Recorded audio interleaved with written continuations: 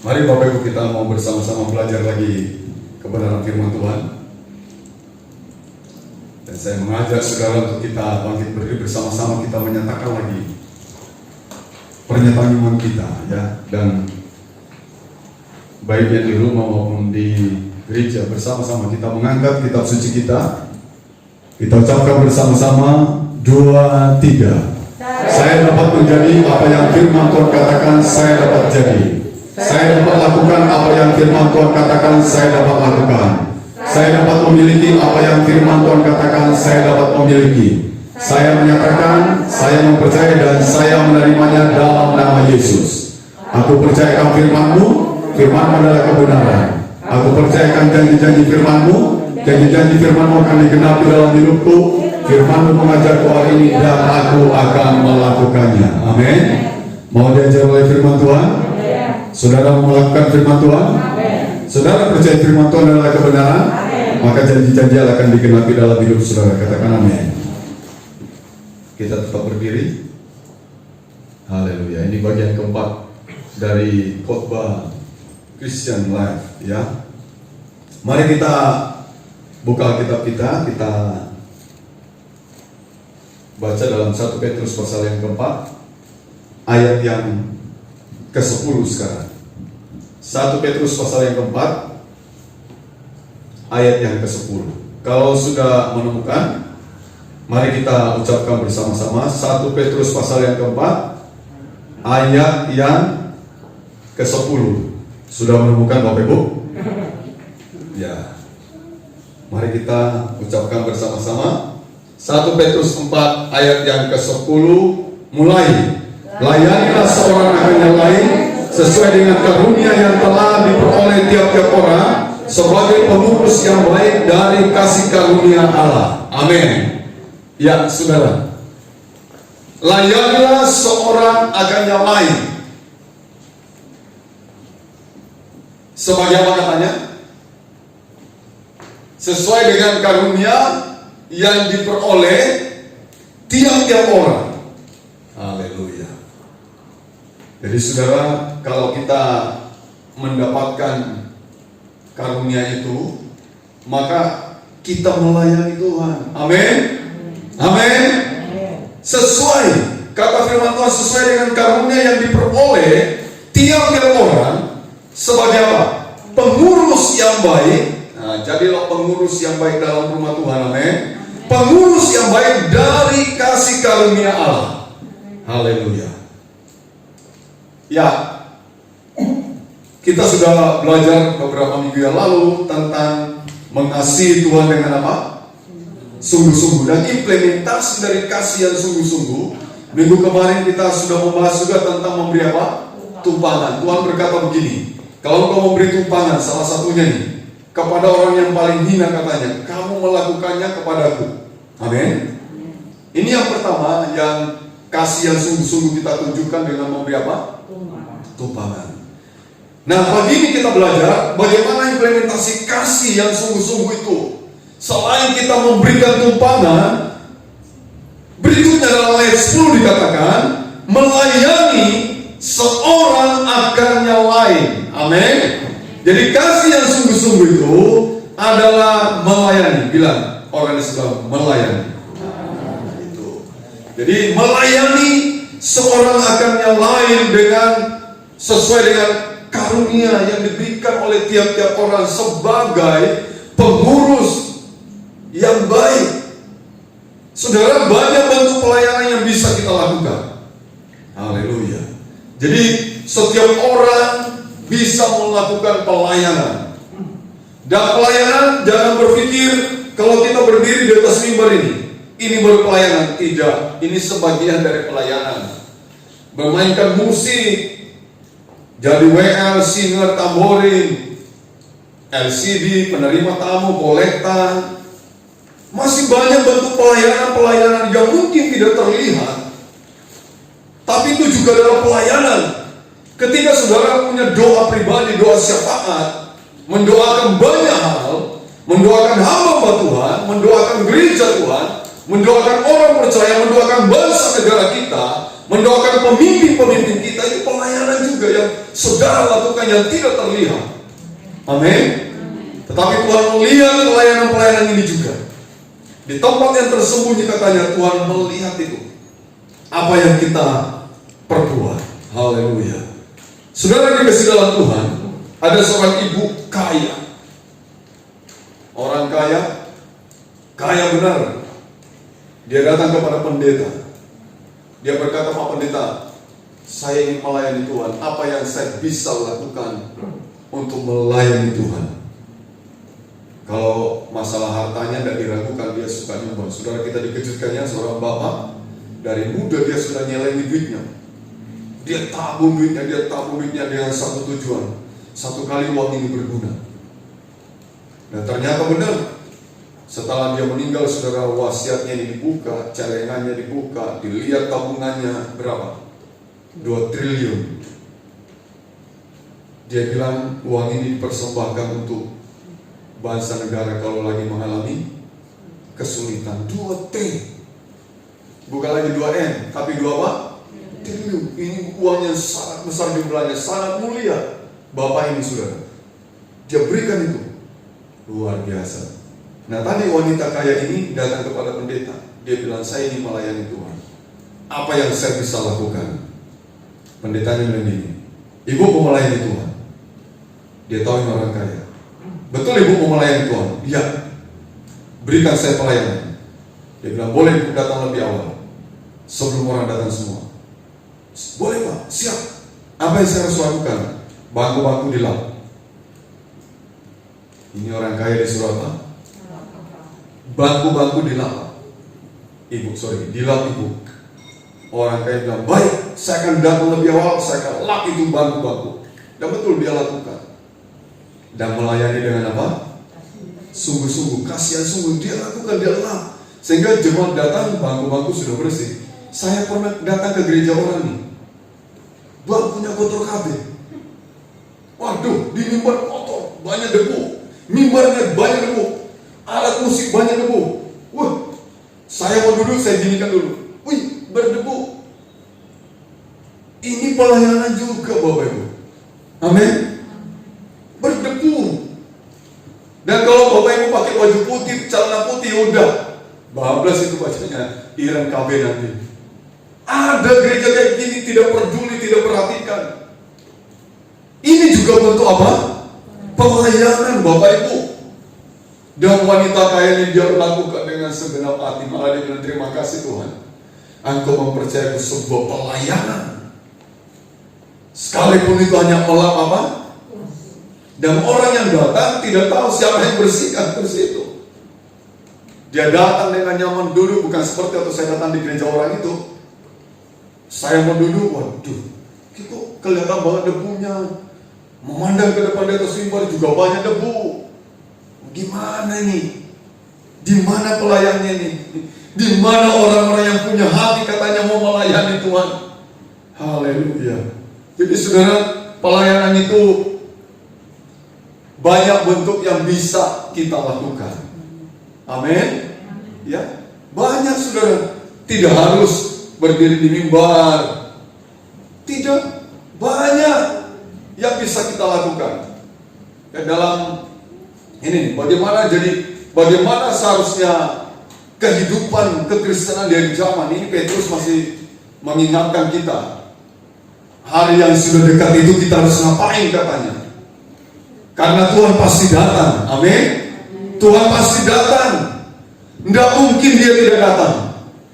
Dunia ini pasti selesai saudara. Dunia ini pasti kiamat. Dan Tuhan pasti datang. Dan Rasul Petrus mengingatkan kita. Yang pertama, kita sudah belajar penguasaan diri. Jadilah tenang supaya itu dapat apa? Berdoa. Lalu apa lagi? Kasihlah dengan sungguh-sungguh, bukan kasih dengan berpura-pura. Lalu apa lagi saudara? Wujud dari kasih yang sungguh-sungguh memberi apa? Tumpangan. Dan hari ini kita diajar, diingatkan lagi bagaimana seharusnya Christian life itu di akhir zaman ini. Apakah pasif menunggu Tuhan? Tidak Bapak Ibu. Rasul Petrus berkata, layanilah seorang akan yang lain. Layanilah serangga yang lain. Tuhan pernah bicara kepada Petrus, gembalakanlah domba-dombaku. Ini pelayanan. Petrus, apakah kau mengasihi aku? Dia berkata, iya Tuhan, aku mengasihimu. Ini jawaban Tuhan, gembalakanlah domba-dombaku. Bapak Ibu, saya, kita ini domba-dombanya Tuhan. Amin. Domba-dombanya Tuhan yang perlu digembalakan. Gembalakanlah. Tuhan tanya kedua kali, apakah kau mengasihi aku Petrus? Sama Tuhan berkata, gembalakanlah domba-dombaku. Ketika Petrus berkata, aku mengasihimu ya Tuhan. Dan Tuhan tanya yang ketiga kali, sungguhkah kau mengasihi aku Petrus? Apakah kau mengasihi aku? Petrus jawab dengan mantap juga, iya Tuhan, aku mengasihimu. Tapi dengan hati sedih dia, karena dia baru tahu, oh iya, mengasihi Tuhan itu harus sungguh-sungguh, saudara. Kasih yang ilahi yang Tuhan inginkan dalam hidup kita. Bukan kasih sebatas ini, karena kamu mengasihi aku, maka aku mengasihi kamu, tidak. Dan Tuhan tetap berkata kepada Petrus, gembalakanlah domba-dombaku, melayani. Jadi bagaimana seharusnya kehidupan Kristen di akhir zaman ini?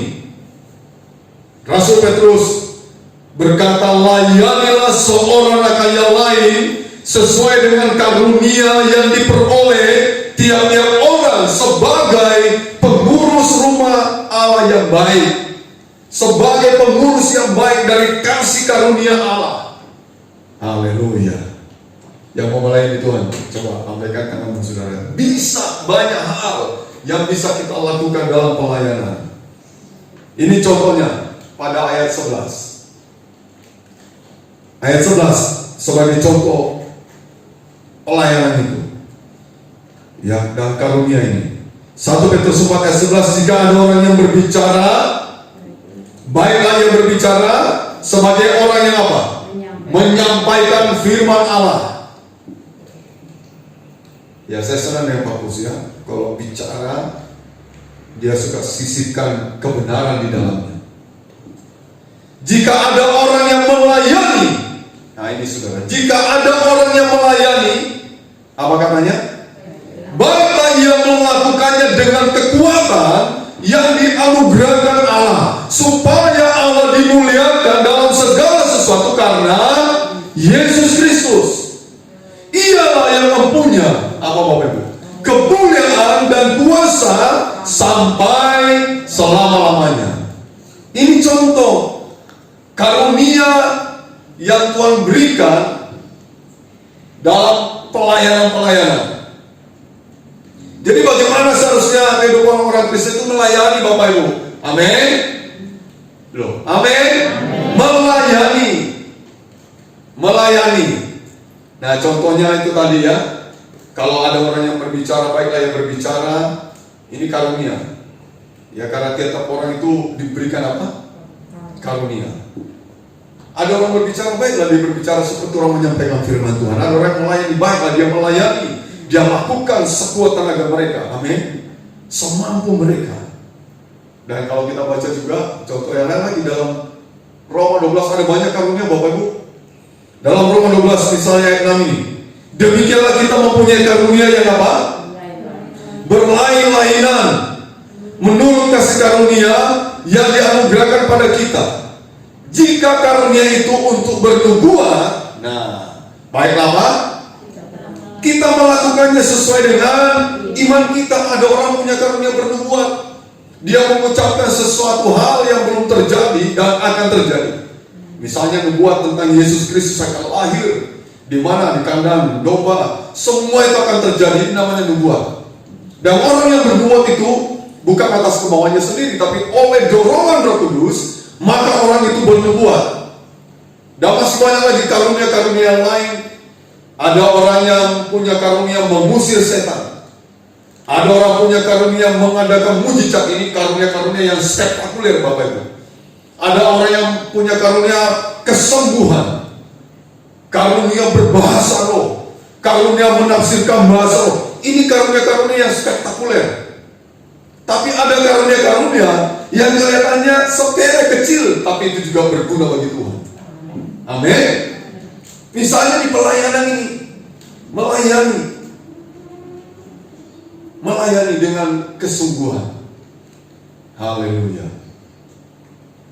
Jadi pelayanan itu tidak dengan berat hati, terpaksa, tapi benar-benar dengan apa? Penuh kesungguhan. Ingin melayani Tuhan. Saudara, melayani Tuhan itu luar biasa kalau kita mendapatkan bagian dalam pekerjaan Tuhan itu. Dan kita disuruh Tuhan melayani. Itu luar biasa. Ya, Bapak Ibu. Nah, berbicara tentang karunia. Jadi ada orang punya karunia melayani. Ya, ada orang punya karunia memberi. Ada orang punya karunia senangnya memberi. Ya, mungkin salah satu Bapak ini jangan-jangan yang memberikan 2 triliun. Senang dia memberi. Jadi kalau dia sudah memberi itu sukacitanya meluap. Kalau belum memberi, dia sedih malah. Dia kepingin memberi. Nah, ini pelayanan juga, karunia. Berbicara tentang karunia, maka tiap-tiap orang pasti punya apa? Karunia. Setiap orang pasti punya karunia yang dianugerahkan oleh Tuhan, yang empunya karunia. Jadi ingat ya, pemilik karunia itu bukan saudara, amin. Tapi pemilik karunia itu siapa?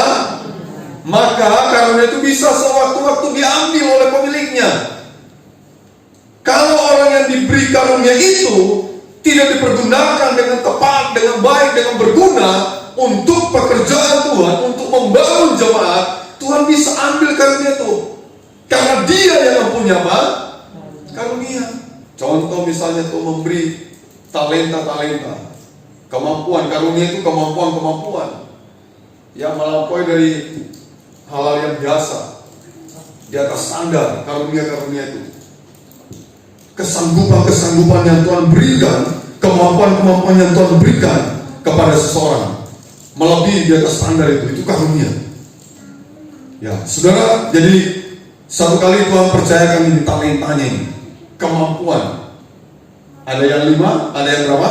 2, ada yang 1. Yang 5 menghasilkan 5 menjadi 10, yang 2 menghasilkan 2 menjadi 4, yang 1 tidak berbuat apa-apa. Dia tidak melakukan kemampuan yang Tuhan berikan kepadanya, kesanggupan yang Tuhan berikan kepadanya, dia tidak lakukan apa-apa. Dan Tuhan ambil talenta itu, dia ambil, berikan kepada yang sudah punya.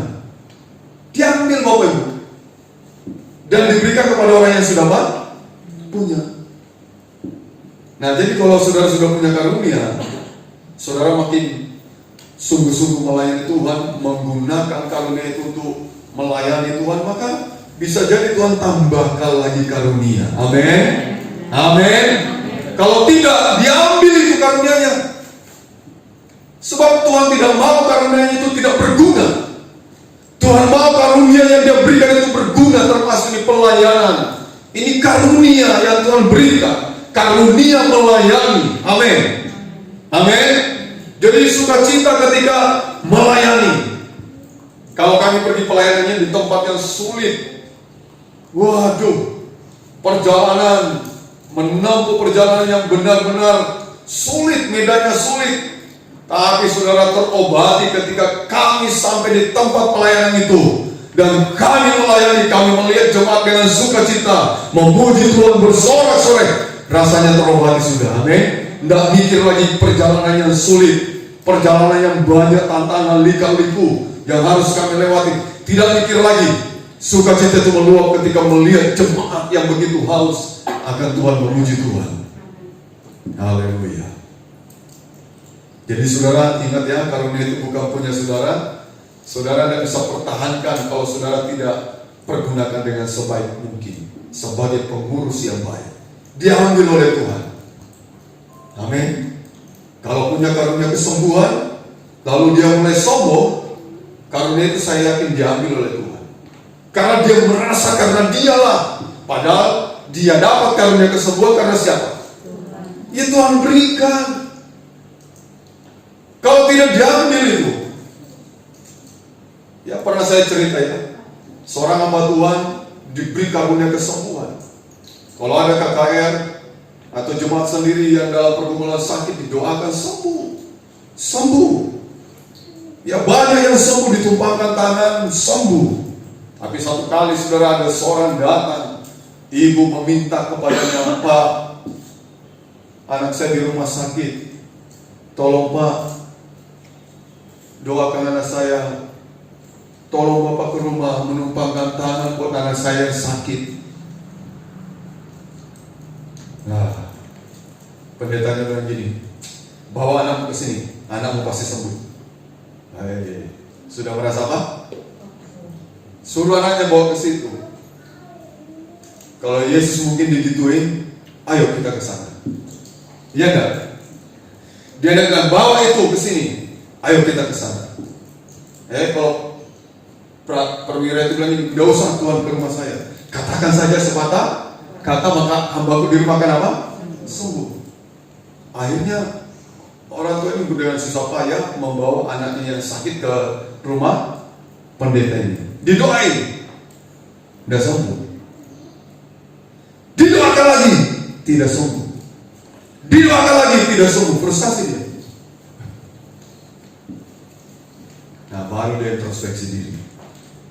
Dia masuk ke kamarnya, berdoa, minta ampun sama Tuhan. Tuhan, ampuni saya, jangan ambil karunia ini. Dia tahu ini pemberian dari Tuhan. Dapat pengampunan. Kalau tidak, dia mulai berdoa lagi. Ayo kita doakan, sembuh. Ya sembuh, amin. Semua hanya untuk kemuliaan Tuhan, amin. Ya saudara, jadi tidak boleh kita merasa karena aku punya karunia yang spektakuler ini, memindahkan gunung. Aku punya karunia membuat mujizat. Hati-hati, jangan sampai kita menepuk dada kita dan kita merasa hebat, superior. Padahal semua itu Tuhan yang memberikan. Dia pemilik karunia, memberikan kepada kita semua. Amin. Dan minimal tiap orang pasti punya satu karunia. 1 Petrus 4 ayat 11 berkata begini, jika ada orang yang melayani, apa katanya?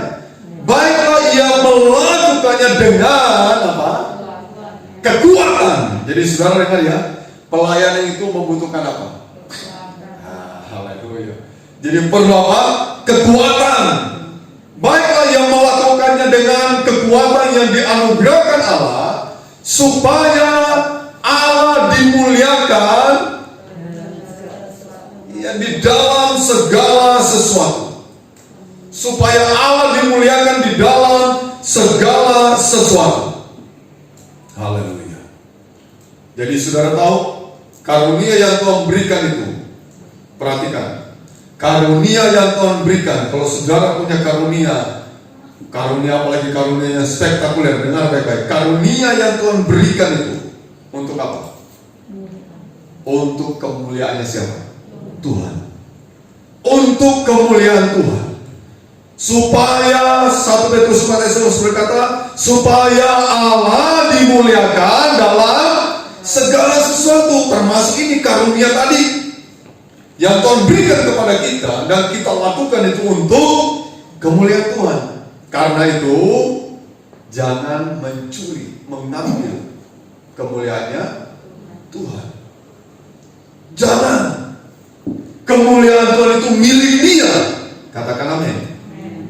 Kita ini manusia yang sangat tidak sempurna, penuh kelemahan, penuh kekurangan, masih bisa berbuat salah ini dan itu, masih bisa berbuat dosa.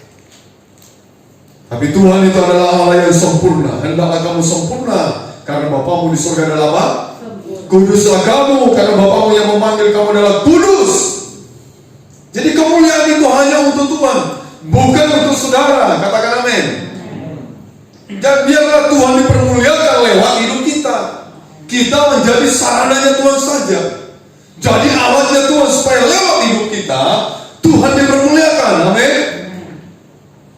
Dan jangan tepuk dada saudara sekali lagi merasa karena aku punya karunia spektakuler, ya, menyembuhkan orang sakit. Bayangkan nih, kalau ada orang yang panjang satu tangannya, mau disama panjangkan, dia berdoa dan sama, jadinya sama. Hebat nggak? Nah, bagaimana dengan pendeta yang melakukan itu? Benar untuk kemuliaan Tuhan atau untuk biar orang lihat ya, pendeta ini dahsyat. Orang lumpuh langsung bangkit, berdiri dan berjalan. Petrus juga begitu, mau disembah-sembah. Oh tidak. Hanya Tuhan yang layak disembah. Aku juga manusia seperti kamu, jangan. Dia mau sujud-sujud gitu, enggak. Ya bukan dia yang harus dimuliakan. Yang harus dimuliakan adalah siapa? Tuhan kita. Haleluya. Karunia yang Tuhan berikan itu untuk kemuliaan Dia. Ya karena itu jangan mencuri kemuliaan Tuhan. Jangan berusaha mengambil kemuliaan Tuhan. Ya. Semua karunia yang Tuhan berikan, Bapak Ibu, semua karunia yang Tuhan berikan adalah apa? Dipergunakan untuk pelayanan. Jadi bukan untuk cari keuntungan di sana sini, tidak. Karunia yang diberikan Tuhan itu dipergunakan untuk apa? Pelayanan. Katakan amin. Ya, kita diberi suara yang merdu. Ayo gunakan suaranya untuk pelayanan. Amin. Menyanyi untuk Tuhan, diberi talenta musik, kemampuan di bidang musik, pergunakan untuk melayani Tuhan, untuk kemuliaan Tuhan. Amin. Ada orang yang betah berdoa, kuat berdoa, berjam-jam berdoa, pergunakan untuk kemuliaan Tuhan. Amin. Ada orang yang punya hati yang suka mengunjungi, pergunakan untuk kemuliaan Tuhan. Ada orang yang suka membagi-bagi rezekinya, pergunakan untuk kemuliaan Tuhan. Amin. Bukan untuk mencuri kemuliaan itu, tapi biar Tuhan dipermuliakan lewat hidup kita. Amin. Haleluya. Semua karunia yang Tuhan berikan dipergunakan untuk pelayanan. Haleluya. Karunia itu kekuatan Allah yang dianugerahkan kepada kita. Bayangkan ini, kekuatannya Tuhan diberikan kepada kita. Kita jadi kuat gak? Halo? Dia transfer kekuatannya. Hikmatnya Musa ditransfer kepada siapa? Yosua. Tuhan perintahkan kepada Musa, tumpangkan tangan kepada Yosua. Dia yang akan menjadi pemimpin menggantikan kamu. Supaya roh hikmat yang ada padamu transfer kepada siapa? Yosua. Musa panggil Yosua, doakan Yosua. Dia tumpangkan tangan. Yosua menjadi orang yang berhikmat. Haleluya. Elia sama dipakai Tuhan dengan mujizat. Lalu dia transfer mujizat itu kepada muridnya Elisa. Bahkan Elisa melakukan 2 kali lipat daripada Elia. Kekuatan Allah dianugerahkan kepada kita. Berarti Anda juga jadi apa? Kuat. Katakan amin. Kasih Allah kalau dianugerahkan kepada kita, berarti Anda juga hidup di dalam kasih itu. Amin. Amin. Ya, Bapak Ibu, Dia berikan. Makanya waktu orang pendarahan itu, dia bilang gini, asal aku jamah saja apa? Jubahnya kau kan sembuh. Keluar itu, Yesus merasakan keluar. Ada tenaga, ada kekuatan, ada power keluar dari dirinya. Dan ternyata diambil oleh siapa? Perempuan yang sakit pendarahan. Nah ini dia berikan kepada kita kekuatan itu, saudara. Ya, jadi karunia itu adalah kekuatan Allah yang dia anugerahkan kepada saudara dan saya. Haleluya. Karunia itu adalah apa lagi? Perlengkapan kita untuk melayani. Dengar, melayani apa? Tuhan dan pekerjaannya, dua-dua. Jangan hanya sibuk melayani pekerjaan Tuhan, tapi tidak melayani yang mempunyai pekerjaan. Tapi kita melayani Tuhan dan pekerjaannya. Bagaimana caranya melayani Tuhan? Ya, ambil saat teduhmu bersama dengan Dia. Amin. Itu baru melayani Tuhan. Duduk di bawah kakinya. Seperti Maria duduk di bawah kaki Yesus, mendengar Yesus. Yesus mau bicara, dia duduk di bawah kaki Yesus, mendengarkan Yesus dengan seksama. Orang-orang berdosa datang kepada Yesus untuk apa? Mendengar Yesus berbicara. Ini melayani Tuhan ini. Melayani Tuhan. Tiap-tiap hari orang berdosa datang kepada Yesus, mendengarkan Yesus berbicara. Jadi melayani Tuhan dan melayani apa? Pekerjaannya. Banyak orang sibuk melayani pekerjaan Tuhan, bagus. Tapi jangan lupa layani yang punya pekerjaan. Amin. Amin. Ibaratkan di dunia ini, saudara, kalau owner, bos, big boss, dia banyak pekerjaannya. Kita lakukan tugas-tugas kita, tapi tidak lupa kita juga melayani bos itu. Benar nggak Bapak Ibu? Tidak hanya sibuk mungkin melakukan pekerjaan, tapi juga gunakan waktu melayani si bos itu, owner itu. Dan pemilik jiwamu, owner itu adalah Tuhan itu sendiri. Amin. Yang memiliki kita dan memberikan karunia-karunia kepada kita, karena kita butuh karunia untuk melayani Tuhan. Tiap-tiap orang katanya diberikan karunia yang berlainan, yang berbeda-beda. Dan tiap kita ini pasti kita punya karunia. Ayo gunakan karunia itu, amin. Untuk pelayanan, ayo gunakan karunia itu untuk melayani Tuhan dan pekerjaannya. Supaya kita semakin diperlengkapi Tuhan nanti. Satu karunia, nanti Tuhan lihat, aku tambah lagi satu. Karena itu kepercayaan, amin. Tiap-tiap orang bertanggung jawab atas karunia yang diberikan oleh Tuhan. Kita bertanggung jawab. Kalau orang dipercaya 1000 domba, berarti Tuhan mempercaya orang ini dengan 1000 domba. Ayo lakukan itu. Kalau kita dipercaya hanya 100 domba, ya lakukan 100 domba itu. 10 domba, lakukan itu dengan segenap hati, amin. Amin. Daud itu tidak ujuk-ujuk langsung jadi raja. Dia jadi seorang gembala, hanya menggembalakan 2-3 ekor milik orang tuanya. Siapa yang menyangka dia jadi apa? Raja Israel. Tidak ada yang menyangka. Tapi dia dengan setia melakukan hal yang kecil. Dan Tuhan mengajarkan itu kan. Kita perlu setia dulu dalam perkara yang apa? Kecil. Tunjukkan dulu perkara kecil itu. Kerjakan dulu perkara kecil itu. Apakah memuliakan Tuhan atau memuliakan diri sendiri? Apakah dipergunakan untuk pelayanan atau dipergunakan untuk mencari keuntungan di sana sini? Jual Injil di sana sini. Karunia itu dipergunakan untuk melayani Tuhan dan pekerjaannya. Dan kita harus setia melakukannya itu sampai dia datang kedua kali. Sampai dia berkata nanti begini, hambaku yang baik yang setia. Amin. Kita dapat pernyataan itu, saudara. Hai hambaku yang baik dan yang setia, masuk dalam apa?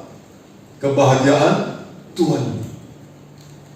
Hai hambaku yang jahat, ada hamba yang jahat juga, dicampakkan dalam apa? Kegelapan yang paling gelap, biar di sana terdapat katanya, kertas gini. Tapi engkau hambaku yang baik dan setia, masuk dalam apa? Kebahagiaan Tuhan. Haleluya. Saudara lihat ini. Kita sudah minggu kemarin melihat bagaimana Suster Teresa ini melayani orang-orang yang hina, orang-orang yang dianggap sampah mungkin bagi masyarakat karena penderitaannya, penyakit kusta. Tapi dia enjoy itu melakukannya. Amin. Dia tahu Tuhan beri kemampuan dia untuk berada di tengah-tengah orang kusta. Dia mengerti Tuhan berikan karunia ini untuk melayani, dan dia lakukan dengan kesungguhan.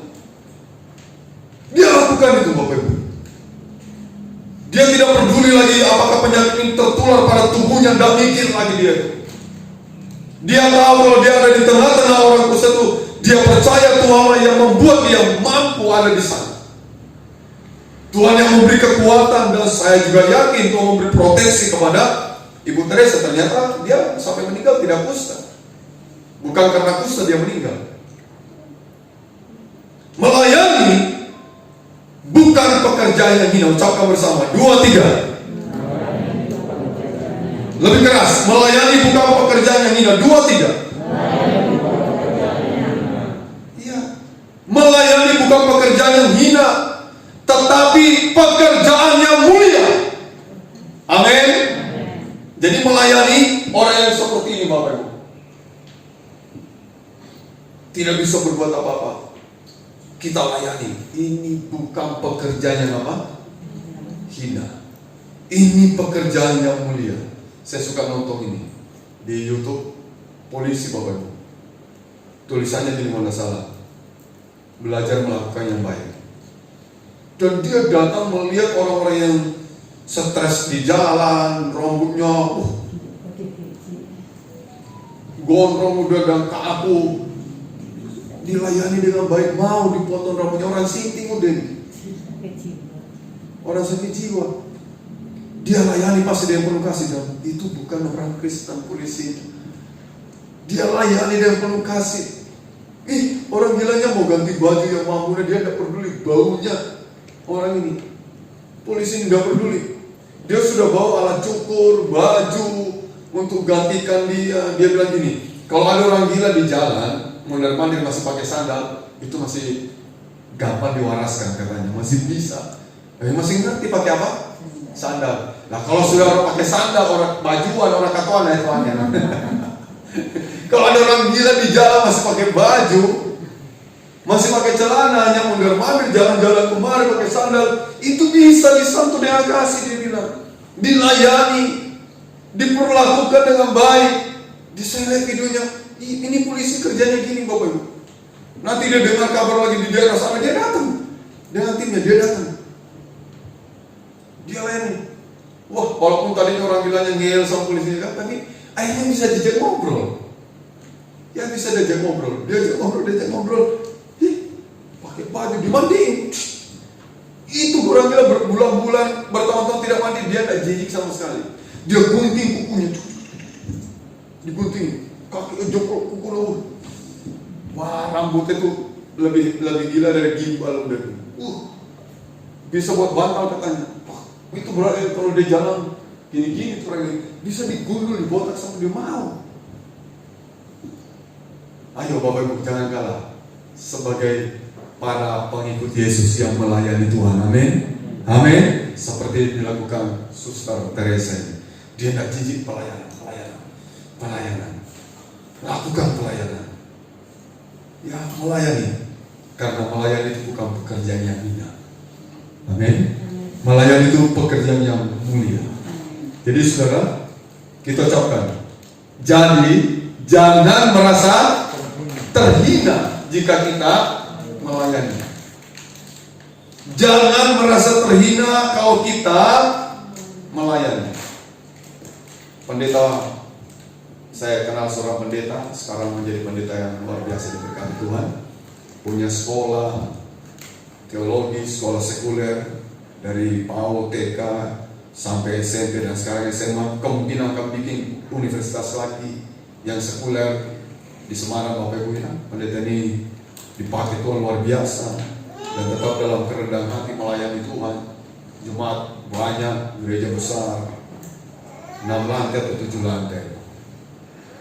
Waktu dia mau jadi hamba Tuhan, dia seorang insinyur yang sudah bekerja dengan pekerjaan yang baik. Ya, kemudian harus belajar teologi, belajar sekolah Alkitab, belajar kursus Alkitab. Waktu itu masih namanya kursus. Waktu dia mulai praktek pelayanan itu, saudara, seorang insinyur yang sudah berhasil sebenarnya melakukan pelayanannya. Waktu dia praktek di gereja pendiri GBT, yang mendirikan GBT, lalu masuk di dalam gereja yang mendirikan GBT ini, saudara, dia lihat ini kok lantai masih kotor. Dia coba buka, karena dia biasa lakukan itu, Bapak, berdebu masalah itu. Jadi dia kepingin rumah Tuhan itu benar-benar bersih. Dia suruh pengerjanya yang insinyur ini sudah pakai dasi, sudah mau ibadah, udah banyak orang, dan ketika dia diperintahkan, ayo kamu bersihkan ini masih kotor, ambil kain. Diperintah itu, orang sudah banyak, dia pergi ambil. Dia makan dengan segenap hatinya. Dia tidak peduli harga dirinya. Seorang insinyur yang sudah berhasil mau menjadi hamba Tuhan, dia lakukan itu. Dan tidak heran kalau sekarang Tuhan percaya lebih besar lagi. Amin. Amin. Dia lakukan dengan segenap hatinya pelayanan. Dia tidak melihat pelayanan itu pelayanan yang hina, tidak. Dia melihat pelayanan itu adalah sesuatu yang mulia. Dia tidak merasa terhina kalau melayani. Haleluya.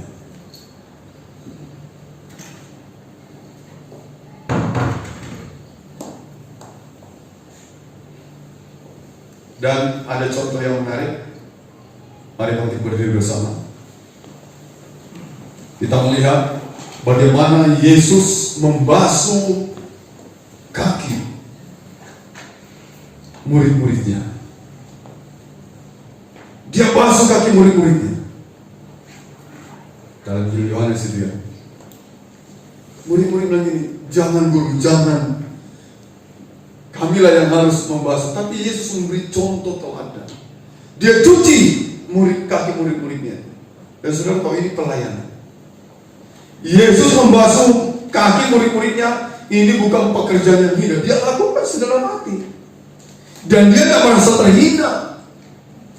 Dia tidak merasa dia raja di atas segala raja.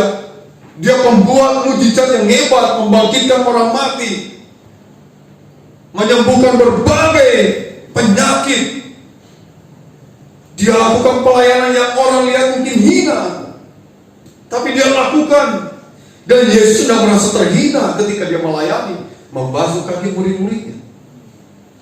Amin. Kadang kita sangat tersinggung ketika disuruh hal yang mungkin sangat sepele sekali, menjatuhkan harga diri kita, martabat kita. Lalu kita mungkin melakukannya dengan marah-marah, terpaksa bersungguh-sungguh dan sebagainya. Tuhan lakukan ini, dia lakukan, dia cuci. Dia basuh kaki muridnya, dia tidak merasa terhina, enggak. Dia tahu ini pekerjaan yang mulia, dia ajari muridnya dan dia pesan, kamu lakukan juga ya. Amin Bapak Ibu. Ya kita tidak ekstrim mungkin, tidak mencuci kaki satu-satu, tapi ada pelayanan-pelayanan yang banyak kita bisa lakukan.